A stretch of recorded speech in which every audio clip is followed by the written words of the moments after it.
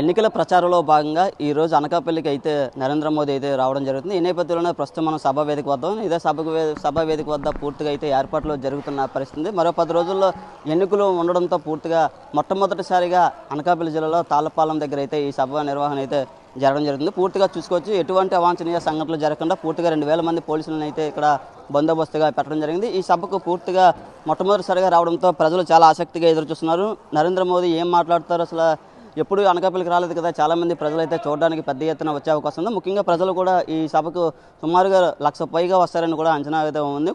కూటమిలో భాగంగా ఏపీలో ఉన్న బీజేపీ 10 సీట్లను అయితే ప్రకటన చేయడం జరిగింది. ఈ నేపథ్యంలో అన్ని సీట్లను బీజేపీ గెలవాలని ఒక పక్క చూస్తుంటే కూటమి కూడా అధికారంలోకి రావాలని అయితే ప్రయత్నాలు అయితే చేస్తున్న పరిస్థితి. ఈ సభకు చంద్రబాబు, నరేంద్ర మోదీ అయితే రావడం జరిగింది. పవన్ కళ్యాణ్ కూడా వచ్చే అవకాశం ఉందని పార్టీ వర్గాలు అయితే చెప్తున్న పరిస్థితి. పూర్తిగా ఏర్పాట్లు అయితే చాలా ఎక్కువగా చేస్తున్న పరిస్థితి. ఎటువంటి అవాంఛనీయ సంఘటనలు లేకుండా పోలీసుల బందోబస్తు ఎక్కువగా ఉంది. అలాగే వచ్చే ప్రజలు కూడా ఎండ ఎక్కువగా ఉండడంతో పూర్తిగా వాళ్ళకి ఏర్పాట్లు కూడా చేస్తున్న పరిస్థితి. మొట్టమొదటిసారిగా ప్రధాని అనకాపల్లికి రావడంతో ఒక ఆసక్తికరమైన వాతావరణం అయితే ఇక్కడ నెలకొందని చెప్పవచ్చు. ఎప్పుడు విశాఖకి ఎన్నికల టైంలో వస్తారు కానీ అనకాపల్లి ఎప్పుడు రాలేదు. అది ఈ కూటమిలో భాగంగా ఈరోజు సీఎం రమేష్ ఆధ్వర్యంలో పూర్తిగా అయితే ఇక్కడికి ప్రధాని నరేంద్ర మోదీని అయితే తీసుకురావడం జరిగింది.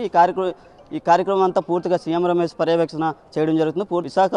ఉమ్మడి విశాఖలో అయితే నరేంద్ర మోదీ పర్యటన పూర్తిగా అయితే ఆసక్తికరమైన వాతావరణం నెలకొంది.